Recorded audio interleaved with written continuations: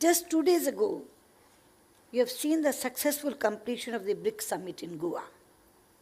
Some of you were there, and others would have observed it through the work of your colleagues in digital or print media.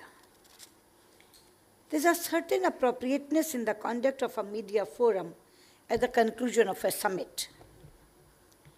This provides an opportunity for review and evaluation, for marking one more milestone along our common journey. It is through your eyes, friends, that much of the world has seen the summit.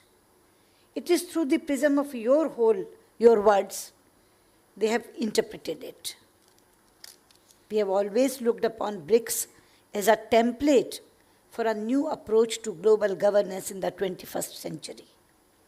Our 5 nations represent the voice of the changing world, and our approach to the global issues signifies a convergence across different continents on the opportunities and challenges that await us. 9 months ago, when India took over the chair of BRICS, we laid out an ambitious agenda, premised on the theme of building responsive, inclusive, and collective solutions.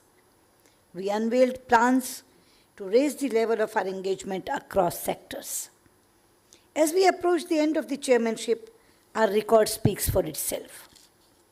A total of 115 BRICS events have been held.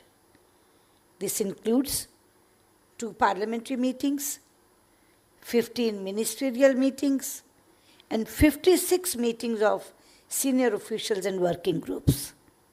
We have also organized 27 workshops and seminars, 3 track 2 and 5 business events. Through each of these meetings, not only have we raised the number of our cross-cutting interactions, but we have also sought to focus on the output from the various discussions. I myself have been pleased to inaugurate some events and to meet with the participants of these.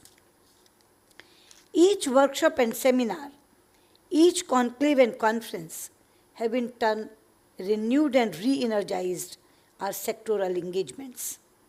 The networks of connections that have been built and the partnerships that have been conceived in their wake will assume a life of their own in the days to come. India this time brought a practical, informal, and effective approach as the chair to the BRICS. Let me share with you that at Goa, this was recognized and appreciated by the other nations. It was reflected not only in the quality of the discussions at the summit, but in the activities preceding it. Essentially, we took the BRICS outside the conference room and endeavored to instill it in popular thinking. To do that, we partnered organizations and activities across the breadth of civil society. We were conscious that the BRICS not only represents more than 1/3 of humanity, but is also a powerful voice of hope for future generations. It is for this reason that, in line with Prime Minister Modi's vision, we have sought to lay particular emphasis on the people-to-people linkages that will bring our nations closer. So, a unique aspect of the 115 meetings was that they were not only held in Delhi and our major cities, but through the length and breadth of India. This was the case from the BRICS Film Festival to the Under-17 football tournament, from the Friendship Cities Conclave and Urbanization Forum to the Handicraft Artisans Exchange Program and Digital Conclave, from the Young Diplomats Forum to the Youth Summit and Young Scientists Conclave. This way, India's chairmanship has sought to build a new constituency amongst our peoples and our youth, a building bricks, if you will, for the future. Friends, from its very inception, BRICS has focused on issues of development and economic growth, addressing challenges confronting the world and encouraging the emergence of a more equitable and sustainable global architecture. Initially, the deliberation of BRICS concentrated more on economic and financial issues.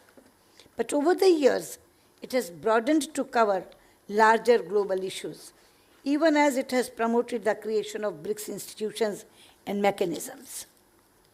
Key initiatives like a BRICS rating agency that can complement the new development bank, or the railways research network and an agriculture research platform that will allow us to leverage our specific strengths for mutual benefit, are tangible goals that we believe can take the group forward. There has always been an overarching political context for the BRICS meetings, which essentially underlines that a serious global discourse cannot be the preserve of a few countries with a narrow agenda. The 8th BRICS Summit represented a further advancement in terms of the breadth and focus of its discussions.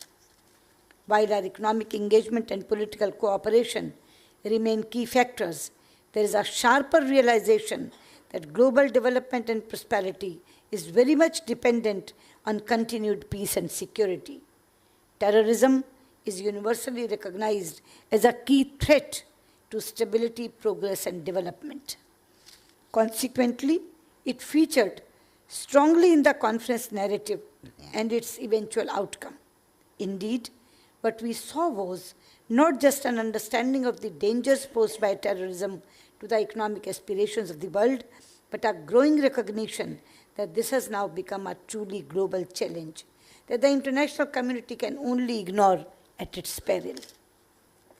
There is a developing consensus that it cannot be business as usual.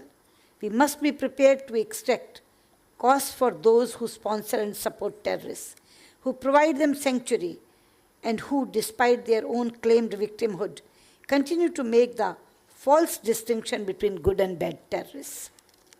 BRICS has always been global in its approach, and today there is no bigger global challenge than state-sponsored and state-protected terrorism. The selection of BIMSTEC as the outreach group for the Goa summit is also worth reflecting upon. Members of BIMSTEC, Bhutan, Bangladesh, India, Nepal, Sri Lanka, and Thailand today represent the polar opposite of a terrorism promoting polity. They are focused on improving the quality of life of their people, on skills and employment, on education and health, and on the quality of governance and the deepening of democracy. These are nations who are actively promoting connectivity, cooperation, and context amongst themselves. Their interface with the BRICS has a message in itself. This is that a world changing in a positive direction, as reflected by the BRICS, has its regional expression in a community like BIMSTEC that is able to visualize a prosperous collective future. There cannot be a greater contrast with those who reject even trade and connectivity for political reasons. One aspect of the BRICS engagement is the interaction of our respective national media. As interpreters and communicators, all of you play that crucial role of not merely keeping us informed, but in influencing opinions and shaping outcomes. Through your work, we are reminded of our shared goals and our common challenges. And on account of your always critical eye, we are mindful of the opportunities that remain, of the paths that remain untraveled. So I am certain that the panel discussions that will follow today will no doubt be an enriching source of debate and discussion as we go forward. Ladies and gentlemen of the media, in Goa, we have strengthened the institutional foundation of the BRICS and set it on the path of seeking collective solutions. This will not only help propel the BRICS nations forward, but also be a voice of hope, peace, and prosperity for the entire world. Now, over to you to carry this message as far and as wide as possible. I am sure the BRICS Media Forum will mark an important milestone in this shared journey of ours. Thank you. President Putin and I noted the similarity of our views on the situation in Afghanistan and turmoil in West Asia. We also agreed to work closely